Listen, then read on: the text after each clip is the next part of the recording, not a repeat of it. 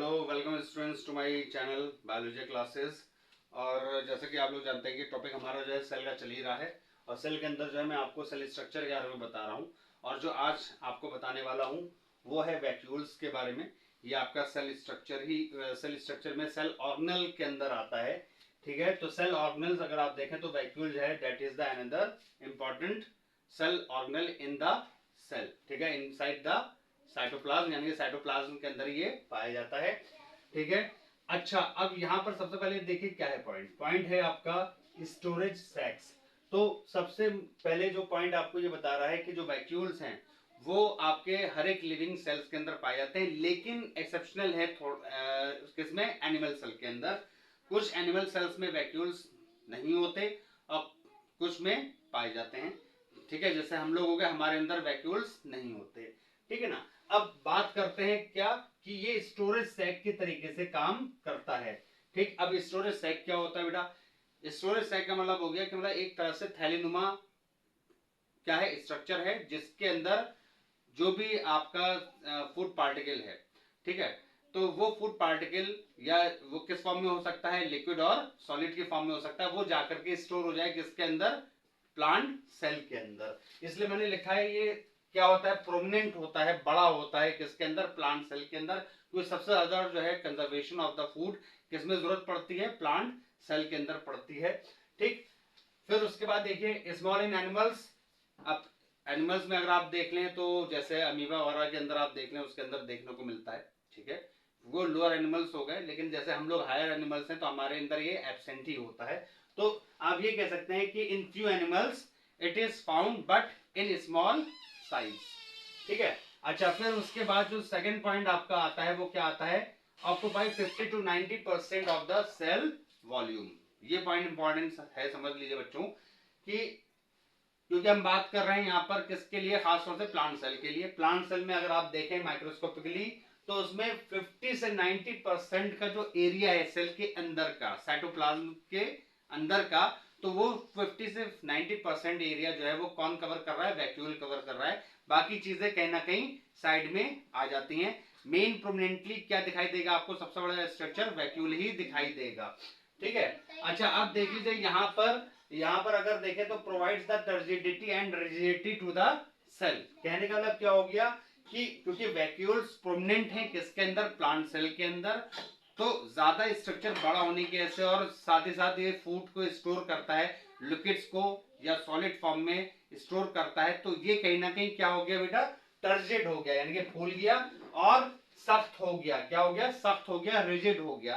तो इस तरीके से क्या हो जाता है, यानी कि सेल को रिजिडिटी प्रोवाइड करता है। ठीक है, रिजिडिटी का मतलब क्या हो गया कि एक तरह से आप ये कह लो कि थोड़ा सा ठोस आकार जो है सेल को प्रोवाइड कर रहा है, कौन कौन, वैक्यूल्स। ठीक, तो ये पॉइंट आपको समझ में आ गया होगा।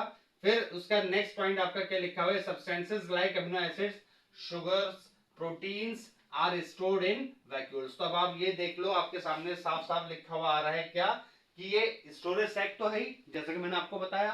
तो स्टोरेज सैक होने की वजह से जो सब्सटेंसेस हैं वो सब्सटेंसेस क्या हैं, जैसे अमीनो एसिड्स, अमीनो एसिड से क्या बनता है बेटा, प्रोटीन बनता है। शुगर्स आप जानते ही हो, फोटोसिंथेसिस के दौरान जो भी बन रहा है वो क्या बन रहा है बेटा, वो आपका फोटोसिंथेसिस बन रहा है, यानी कि जो कार्बन डाइऑक्साइड है वो रिड्यूस हो जाएगी किसके अंदर, किसके अंदर हो जाएगी, C6H12O6, यानी कि ग्लूकोज स्टार्च की फॉर्म में। वो जो इनका शुगर है, अमीनो एसिड है, ये सारा सारा किस में जाके स्टोर हो रहा है, वैक्यूल्स के अंदर। ठीक है, प्रोटीन्स जो है ये भी आपका वैक्यूल्स के अंदर स्टोर हो रहा है। तो इस तरह से इसको हमने स्टोरेज सैक का नाम दिया। ठीक है, किसका स्टोरेज सैक, किस चीज का है, किसका है बेटा, फूड का। किसके अंदर पाया जा रहा है, किसके अंदर, प्लांट सेल के अंदर। ठीक है, या स्मॉलर एनिमल्स में आप इसको देख सकते हो, अमीबा वगैरह है, पैरामीशियम वगैरह इसके अंदर देखने को मिलता है। तो ये हो गया आपका वैक्यूल्स के बारे में। ठीक है, क्लास 9 के अकॉर्डिंग ही मैंने आपको बताया है। और जो भी पॉइंट्स हैं होप कि आपको समझ में आया होगा। Now the next one is very important, cell organelle. ये आपका अगर देखें तो सिंगल मेम्ब्रेन का बना हुआ है, राइबोसोम्स। राइबोसोम्स जो है ये आपके जो है क्या होते हैं, ग्रेन्यूल्स टाइप के सेल ऑर्गेनल्स होते हैं, बहुत ही माइन्यूट से होते हैं, जो साइटोप्लाज्म के अंदर फैले हुए पाए जाते हैं चारों तरफ। आपको फैले हुए मतलब दिख जाएंगे, देखे जाएंगे, ठीक है, या मिल जाएंगे, ये कह सकते हैं। तो इनको अब देखो क्या पॉइंट मैं बताने जा रहा हूं, ये देख लो। पहला पॉइंट है building blocks of the proteins, सबसे इंपॉर्टेंट पॉइंट है। तो सबसे पहले लोग पूछते हैं एग्जामिनर्स वगैरह में, मतलब एग्जाम्स में जो एग्जामिनर्स हैं वो पूछते हैं कि which cell organelle is considered as the building block of the protein, ठीक है। तो आप क्या एग्जांपल दोगे, क्या आंसर दोगे, क्या है वो, राइबोसोम्स, ठीक। तो सबसे पहले प्रोटीन को बनाने में जो हेल्प कर रहा है सेल का, वो सेल प्रोटीन बनाने में कौन हेल्प कर रहा है, राइबोसोम्स, ठीक है। इसलिए इसको हमने क्या कंसीडर करा, इसको हमने बिल्डिंग ब्लॉक ऑफ प्रोटीन कहा, ठीक, किसका, सेल का। अच्छा, फिर सेकंड पॉइंट में आप अगर देख लें तो सेकंड पॉइंट क्या आता है, ribosomes are found in every living cell, ठीक है। ये आप जानते हो कि जितने भी लिविंग सेल्स हैं, अब वो चाहे आपके प्रोकैरियोटिक सेल्स हो, यूकैरियोटिक सेल्स हो, ठीक है, इन सभी के अंदर, इनके अंदर आपको क्या देखने को मिलेगा, राइबोसोम्स देखने को मिलेगा। क्योंकि राइबोसोम से ही एक सेल का स्ट्रक्चर फॉर्म होता है। प्रोटीन हमेशा जरूरी होता है जिससे सेल बनता है, ये आपको पता ही है, ठीक है। अच्छा, अब उसके बाद देख लीजिए, they are floating in the cytoplasm and make proteins in the cell. यही पॉइंट जो मैंने अभी आपको समझाया यहाँ पर, ये यहाँ पर लिखा जा चुका है। तो ये क्या है, मतलब जितने भी राइबोसोम्स हैं जो तैर रहे हैं किसके अंदर, साइटोप्लाज्म के अंदर। क्योंकि साइटोप्लाज्म क्या है बेटा, फ्लूइड पार्ट है, तरल पदार्थ है, विस्कस है, थोड़ा गाढ़ा है, उसके अंदर जितने भी राइबोसोम्स होते हैं वो फ्लोट करते रहते हैं। और कहीं ना कहीं सेल के अंदर प्रोटीन्स बनाने में यही फ्लोटिंग राइबोसोम्स हेल्प करते हैं। इस पॉइंट को भी याद रख लीजिए, इसकी डिटेलिंग 11th क्लास में आपको बता दी जाएगी। 9 के अकॉर्डिंग इतना ही का आपको समझना है। Found on the surface of endoplasmic reticulum, मैंने आपको एंडोप्लाज्मिक रेटिकुलम सबसे पहले बताया था सेल ऑर्गेनल, उसमें रफ एंडोप्लाज्मिक रेटिकुलम की बात आ रही थी। तो रफ एंडोप्लाज्मिक रेटिकुलम के ऊपर जो सरफेस है, जो सरफेस होता है एंडोप्लाज्मिक रेटिकुलम का, उसके ऊपर क्या है, दानेदार आपको क्या दिखाई देंगे, राइबोसोम्स दिखाई देंगे।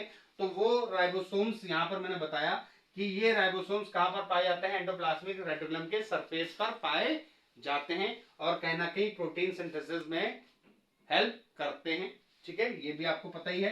अब आ जाओ, जो लास्ट पॉइंट है वो क्या है बेटा, वो है प्रोकैरियोटिक और यूकैरियोटिक सेल के अंदर राइबोसोम्स का डिफरेंस, जो सबसे ज्यादा पूछ लिया जाता है एग्जाम में, ठीक है। वो मैंने आपको डायग्रामेटिकली पहले ये देख लो, ये आपका क्या है, ये पहली आपकी सब यूनिट है, ये दूसरी सब यूनिट है, दोनों से मिलकर के ये आपका राइबोसोम बना है। ऊपर वाली जो बड़ी सब यूनिट है इसको 50S बोला, ठीक है, यानी कि स्विटबर्ग यूनिट, स्विटबर्ग जो साइंटिस्ट है उन्होंने इसको देखा था, ठीक है। तो इसलिए, लेकिन एस का मतलब जो होता है वो सेडिमेंटेशन से भी होता है, यानी कि कितनी जल्दी ये बैठ रहा है। और दूसरा जो है वो है 30S, यानी कि ये स्मॉलर है देन द 50S। ये जो मैंने आपको बताया है 50 और 30 वाला, ये आप देखोगे ये है प्रोकैरियोटिक सेल के अंदर। और इन दोनों सब यूनिट्स को बांधने के लिए जो बाइंडिंग जो आयंस होते हैं वो कौन से होते हैं बेटा, वो होते हैं मैग्नीशियम आयंस।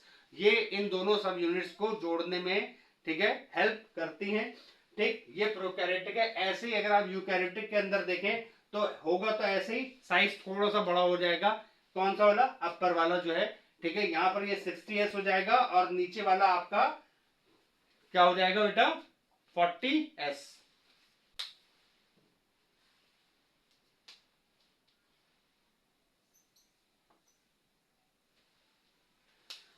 ठीक है बेटा।